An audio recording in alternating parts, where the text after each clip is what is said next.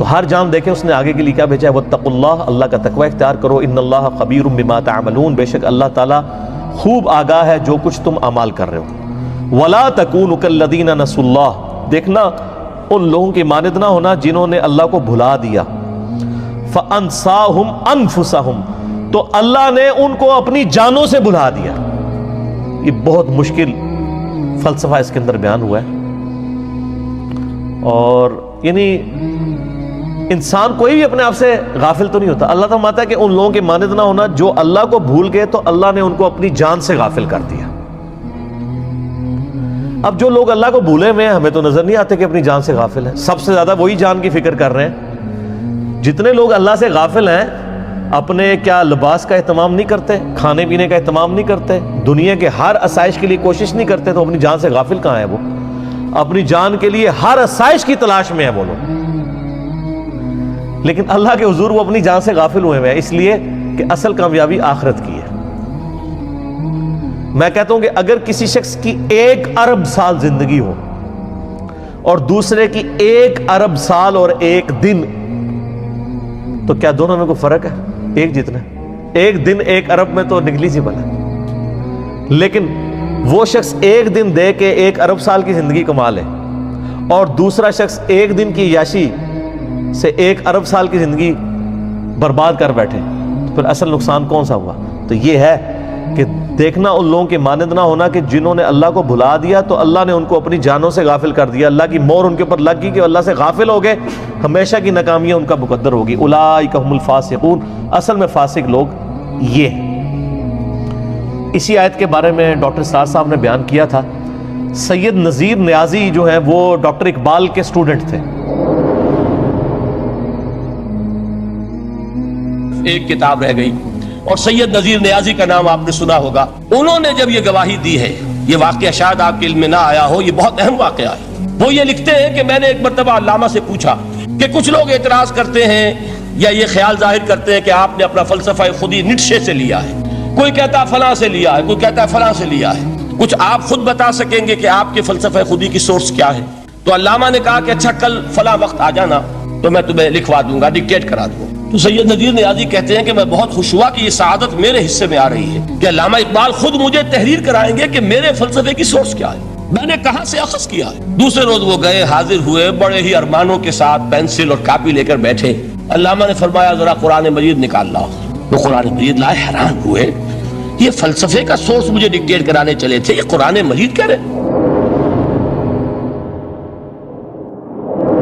قرآن conference کروائی doctor اسرار صاحب نے، اس میں انہوں نے ان کو مہمان خصوصی کے طور پہ بلایا اور اس میں انہوں نے خطاب کیا اور انہوں نے اپنا ایک واقعہ سنایا کہ میں نے ڈاکٹر اقبال سے پوچھا یہ آپ نے جو خودی کا کنسیپٹ لیا ہے یہ کس سے لیا ہے؟ تو انہوں نے کہا کل آنا تو میں تمہیں بتاؤں گا۔ کہتے ہیں میں کاغذ پینسل لے کے پہنچ گیا کہ جی جو ہے وہ شاعر مشرق اتنی بڑی پرسنالٹی مجھے بتائیں گے راز ان کے خودی کے فلسفے کا، وہ ہر چیز خودی کے اوپر لے کے جاتے ہیں نا کہ آپ اپنے سیلف کریکٹر کو بلڈ کرو، خودی کو کر بلند اتنا کہ ہر تقدیر سے پہلے خدا بندے سے خود پوچھے بتا تیری رضا کی۔ فزیکلی ہوگا نہیں، لیکن وہ یہ بتانا چاہ رہے ہیں کہ آپ کے اندر اللہ نے جو روح رکھی ہے نا اس کو یوٹیلائز کریں، اس کے اندر بڑی طاقت ہے۔ اللہ تبارک و تعالیٰ آپ کی دعاؤں پہ فیصلے کرے گا۔ صحابہ کرام کی دعاؤں پہ فیصلے ہوئے ہیں نا جناب۔ جنگ قادسیہ کے اندر ایک ایسا موقع آ گیا تھا کہ ایک قلعہ فتح نہیں ہو رہا تھا پرشین امپائر کا، مسلمانوں نے بڑی کوشش کر لی۔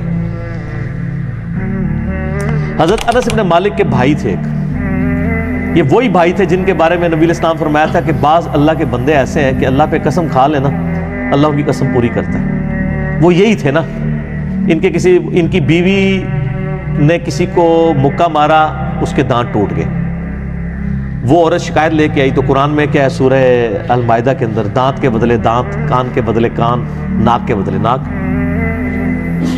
تو اس نے کہا میں تو بدلہ لوں گی جتنے دانت میرے ٹوٹے ہیں اس کے۔ تو یہ صحابی حضور صلی اللہ علیہ وسلم کے پاس آئے، حضور نے فرمایا کہ تیری بیوی کے تو اب دانت توڑنے پڑیں گے قصاصاً۔ تو ان کی زبان سے لکھا اللہ کی قسم میری بیوی کے دانت نہیں ٹوٹیں گے۔ اچھا یہ بات کی تو تھوڑی دیر بعد وہ عورت آئی، اس نے کہا کہ میں نے معاف کیا اس کو۔ تو آپ فرمایا اللہ کے بعض بندے ایسے ہیں کہ کسی معاملے میں قسم اٹھا دینا انجانے میں بھی اللہ ان کی بات پوری کر دیتا ہے، ان کو بھی نہیں پتا تھا یہ جو کہتے ہیں ہمارے بزرگ وہ آدھی روایت سناتے ہیں، یہ پوری روایت اس طرح ہے۔ ان کے بارے میں حدیث تھی، تو صحابہ نے تستر وہ جگہ تھی پرشین امپائر میں، آج بھی ہے ایران کے اندر، تستر شہر ہے، تو صحابہ نے آ کے ریکویسٹ کی، اس سنن کبریٰ البیہقی کے اندر بھی آپ کو مل جائے گا، اور دلائل النبوہ امام بیہقی کی کتاب کے اندر بھی مل جائے گا، یہ صحیح سند کے ساتھ۔ یہ وہ کرامتیں نہیں ہیں جو آپ کے بزرگ سنا رہے ہوتے ہیں، یہ صحیح سند والی کرامتیں ہیں۔ تو صحابہ نے ان کو آ کے ریکویسٹ کی کہ حضرت آپ کے بارے میں یہ ہے، تو آپ اللہ پہ قسم کھائیں نا۔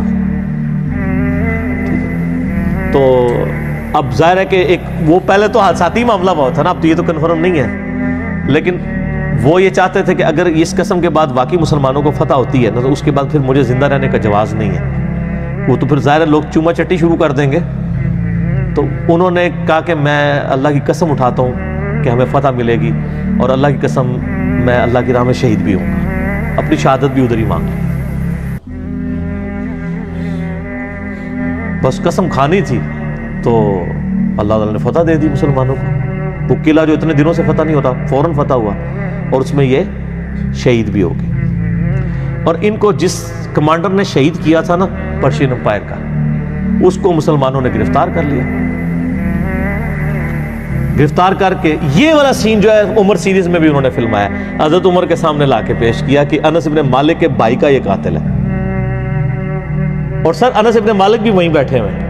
ہائے ہائے ہائے ہائے۔ تو حضرت عمر نے کہا ٹانگو اس کو، قتل کرو، قتل کے بدلے قتل۔ تو کانپنا شروع ہو گیا۔ تو اس نے کہا کہ اے مسلمانوں کے خلیفہ، مجھے پانی مل سکتا ہے؟ تو ان کا ہاں پانی مل جائے گا، موت کے وقت تو خواہش پوری کی جائے گی۔ وہ پانی کا پیالہ لایا گیا نا، تب وہ کانپنا شروع ہو گیا۔ تو حضرت عمر نے کہا پیتا کیوں نہیں ہے؟ انہوں نے کہا کہ آپ مجھے پھر گارنٹی دیں کہ جب تک یہ میں پانی نہیں پیوں گا نا، اس وقت تک مجھے گارنٹی ہے کہ آپ مجھے قتل نہیں کروائیں گے۔ انہوں نے کہا ہاں میں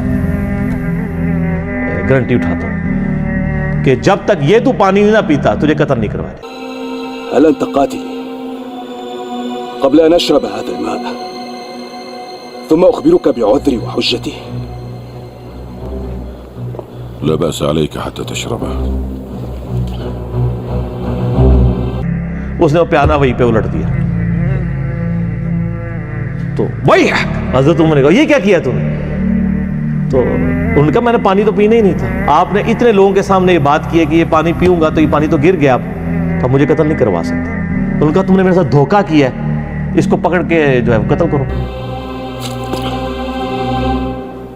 أعيد عليه ولا تجمع عليه القتل والعطش۔ لا حاجة لي في الماء، إنما أردت أن أستأمن به۔ إني قاتلك۔ قد آمنتني۔ كذبت۔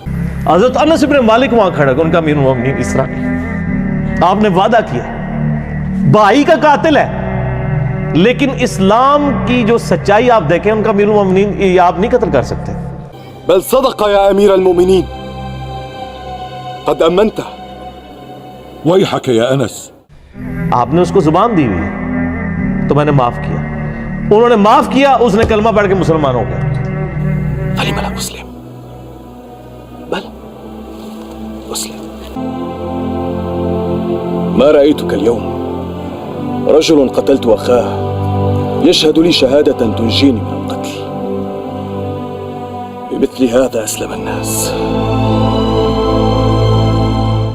اور وہ کمانڈ یعنی رستم پہلوان کے جو ساتھ 2-3 کمانڈر بچے تھے، رستم تو خود مارا گیا تھا نا قادسیہ میں، ان میں سے ایک یہ تھا، اور اس نے اسلام قبول کر لیا۔ اس نے کہا یار یہ انصاف کا نظام ہے، کوئی سوچ بھی نہیں سکتا۔ تو یہ یعنی یہ خودی ہونی چاہیے۔ تو آپ دیکھ لیں جن میں خودی تھی تو اللہ تعالیٰ نے پھر ان کے ساتھ کیا کیا، ان کو کیا کیا عروج دیا۔ تو سید نذیر نیازی کہتے ہیں میں اگلے دن جب ڈاکٹر اقبال کے پاس گیا تو انہوں نے سورہ حشر کی آیت نمبر یہی 19 نکالی اور کہا وَلَا تَكُونُوا كَالَّذِينَ نَسُوا اللَّهَ فَأَنسَاهُمْ أَنفُسَهُمْ، ان لوگوں کی مانند نہ ہونا جو اللہ سے غافل ہوئے تو اللہ نے ان کو اپنی جانوں سے غافل کر دیا۔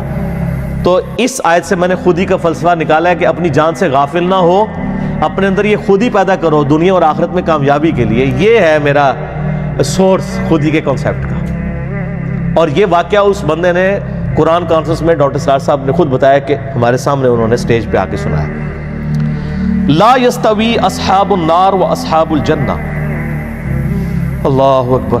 دوزخی اور جنتی، اہل جنت اور اہل دوزخ کبھی برابر نہیں ہو سکتے. ٹھیک ہوگا جی.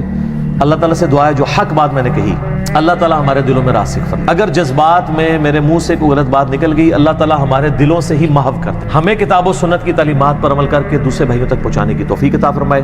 سبحانک اللہم و بحمدک اشہد ان لا الہ الا انت استغفرک و اتوب الیک وما علینا الا البلاغ المبین. جزاکم اللہ خیر و احسن الجزاء.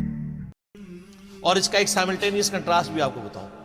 بخاری اور مسلم دونوں میں حدیث ہے. سیدنا اسامہ ابن زید رضی اللہ تعالیٰ عنہ کہتے ہیں کہ ایک جنگ کے دوران ایک کافر کے ساتھ مڈ بھیڑ میں جب وہ کافر میری تلوار کی نوک کے نیچے آیا تو اس نے کلمہ پڑھ دیا. میں نے پھر بھی اسے قتل کر دیا. بعد میں مجھے قلق تھا کہ مجھ سے مس ہینڈل ہوا ہے مسئلہ. میں نے اللہ کے نبی علیہ السلام سے آ کے عرض کیا اللہ کے رسول صلی اللہ علیہ وآلہ وسلم اس طرح میری ایک کافر سے جنگ ہو رہی تھی. لڑائی کے دوران جب وہ میری تلوار کے نیچے آیا تو اس نے کلمہ پڑھ دیا تو میں نے اسے قتل کر دیا. تو آپ نے فرمایا تو نے کیوں قتل کیا؟ کہ یا رسول اللہ اس نے ڈر کے کلمہ پڑھا تھا. آپ فرمایا تو نے اس کا دل چیر لیا تھا. انہوں نے آگے سے نہیں کہا کہ یا رسول اللہ اس امت کے تو اولیاء اللہ دل کا حال جان لیتے ہیں. میں تو اولیاء اللہ جو ہیں ان کا تو مقام ایسا کہ میرے گھوڑے کے قدموں کی دھول سے جو مٹی نکلتی ہے وہ گھوڑے کے نتنوں میں جا کے بیٹھے تو امت